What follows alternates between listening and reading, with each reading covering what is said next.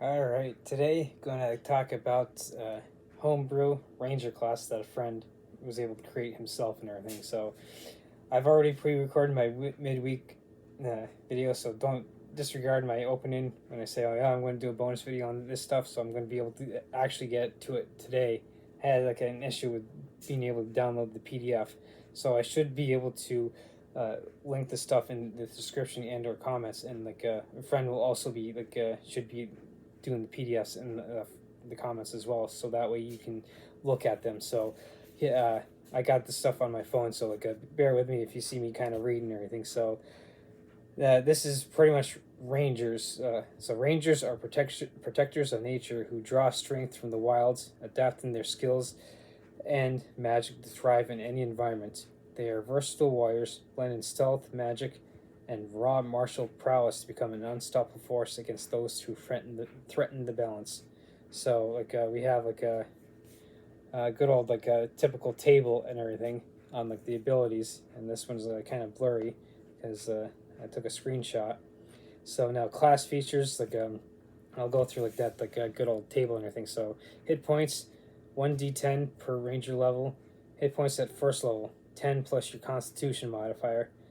Hit points at higher levels, 1d10 or 6 plus your Constitution modifier. Sometimes DMs will allow you to do the midpoint for hit points, because sometimes you roll a 1 or 2 and you're kind of like, oh man, I only get I go from say level 1 to level 2. Oh man, I go from 10 to 11 hit points. No, that's a fucking bummer and everything. So that's why they had the option of being able to do midpoints, or in this case 6. So proficiencies, light armor and medium armor for armor. So for weapons, simple and martial weapons. Tools, an herbalism kit. Saving throws, dexterity and wisdom. Skills, choose 3 from acrobatics, animal handling, athletics, insight, investigation, nature, perception, and stealth. Starting equipment, they have 2 different ones, A and B. So A, scale mail, 2 short swords, a dungeoneer's pack, or leather armor, a martial weapon, an explorer's pack. And of course, either one you get a longbow and a quiver of 20 arrows. So as I go through this, and then okay, ranger class features. Spellcasting, you can cast spells drawn from both the ranger and druid spell list. Spellcasting ability is wisdom. Spells known, you have a number of spells equal to your wisdom modifier plus half your ranger level, minimum of 1. You gain access to 2 ranger or druid first level spells at level 1, and can eventually cast up to 5th level spells. Ranger's precision. First level ranger class features, you've honed your ability to strike with deadly accuracy when you hit a creature with a weapon attack. You may deal an additional 1d6 damage if you have advantage on the attack roll. This damage increases to 2d6 at level 5, 3d6 at level 11, and 4d6 at level 17. This feature does not require a bonus action. Now onto a natural attunement. When you okay there. When you hit a creature or weapon, you can inflict an additional effect based on turn. All right, so looks like I skipped the page. Yep. You are attuned to the natural world and can draw power from your surroundings. Choose one of the following terrains: forest, desert, mountain, arctic, or swamp. While in your chosen terrain, you gain advantage to survival, perception, and stealth checks. You can spend 1 minute studying a new environment to temporarily adapt and change and gain these benefits until your next long rest. Ranger archetype, 2nd level ranger class features. Choose one of 3 ranger subclasses, which I'll be going over, that grant unique features at levels 2, 7, 11, and 15. And these ones are the Grove Warden, the Wild Heart Warden, and the Shadow Warden. A hunter's instinct. As a reaction, if a creature attacks you within 5 feet of you and hits, you can both hit back, doing 1d6 damage of your main weapon's choice damage type. You can use this up to a number of times equal to your wisdom modifier before needing to take a long rest, a short or long rest, to be able to use it again. adaptation, like third level ranger class feature. You can shift your combat style to match the situation. As a bonus action, change your fighting style to another from the list. The change lasts until you use this feature again. You can use the feature a number of times equal to half your proficiency bonus, rounded down, minimum of 1. So, like for instance, at level 1, like you have a proficiency bonus of 2, so it would be like that plus 1, or and you have to get them again, use them again before using them again. You need a short or long rest, and then you get like a deadly extra attack. At 5th level, you can attack twice when you take the attack action. If you hit with both attacks, at least one is a critical hit. You make a third attack as a bonus. So, like for instance, you roll two attacks and one's a nat 20 or whatever. Now you get a chance to do a third attack. So good old, like the next is like the Rangers, like a Ranger Strike. As I get back to the other pictures. So when you hit a creature with a weapon attack, you can choose to inflict an additional debilitating effect based on the terrain you are adapted to. So forest, the target is restrained until the end of your next turn. Desert, blinded until the start of next your turn. Mountain, target is knocked prone. Arctic, movement speed is halved for 1 minute. Swamp, becomes poisoned for 1 minute. You can use this feature again only after taking a short or long rest. Now the Terrain Expert at 6th level, your bond with nature allows you to move effortlessly through your chosen terrain and gain heightened combat prowess in its environment. You gain the following benefits based on your selected terrain. Forest, you can move through non-magical difficult terrain without penalty and gain advantage on stealth checks while in natural wooded areas. When you hit a creature with a melee weapon attack while you're hidden, it takes an additional 1d8 damage. And of course, you now have like a stuff like to go over this kind of like for in essence for time. You got desert, mountain, and Arctic, and now so like a environmental factor we'll do next at 14th level. Class feature. Your further connection to the natural world grants you unmatched control over your environment. You gain the following improvements, like for instance, forest. You can pass without trace at will without expending a spell slot.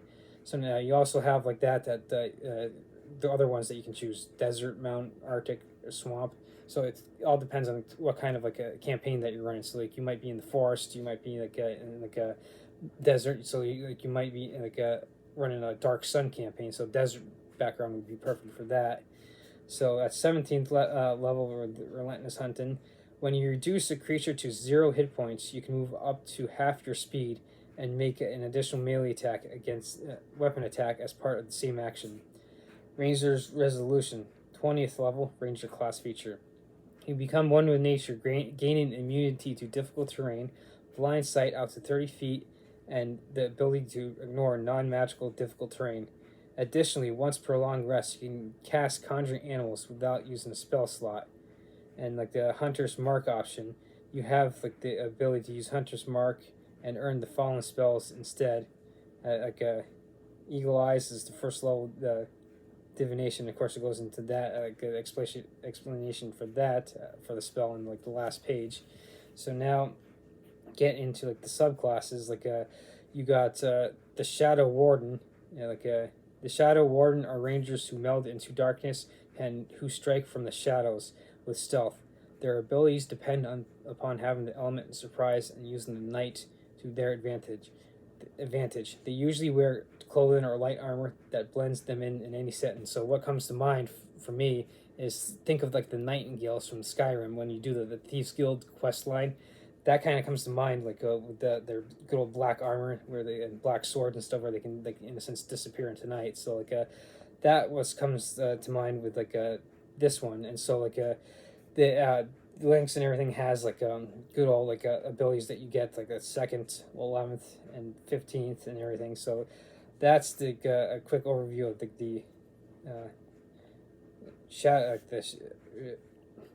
flip back the good old Shadow Warden. Next is if one wants to agree with me. There we go. The Wildheart Warden. The Wildheart Wardens are rangers who have bonded to the primal spirits of nature that grant the strength and instincts of beasts. They are bold, courageous, and are renowned for being heroes of nature. They are the stuff of legends are made of, and so you get like again like those abilities for subclasses and everything. So like initially what comes to mind like would be someone more like a Tarzan. So like I mean I could be like misrepresenting that and everything, but that's like the first thing that comes to mind with that. And so like all right, let's see, that's and the last one is the Grove Warden. Grove Wardens are rangers who are defenders of the forest and who command forest power to protect and ensnare. They are known for protecting and guarding forests from dangers that might destroy them. Outside of forest, the Grove Warden might feel uneasy. Some, especially if like they don't see the forest for a very long time, and of course they also have their abilities. So like reading this over, what comes to mind for me is like kind of like the night elves, like Furion, the Storm Rage from Warcraft 3. That's what comes to mind for me and everything. So these are like made by a friend's like as like a homebrew stuff for Ranger. So like makes Ranger classes that much more interesting and everything. So I should be able to, like I said, link the stuff in the into the description and or the comments. And like I said, my friends should be able to do the same and everything. So that way, if you want to take a look into this and start using this for your own campaign, then yeah, go for it and everything. So like looking over that and everything, like when my group and I like do get if we do get back to like D&D, I might see like about trying some of these out and everything, because we were our group got canceled this past Thursday because like one of the fellow group members got sick and everything. So we are meeting again this next week where we're going to start our Star Wars campaign. So we started off with D&D. We went into Call of Cthulhu. We just finished up our like Cyberpunk campaign a few weeks ago, or like 2 weeks ago at this point.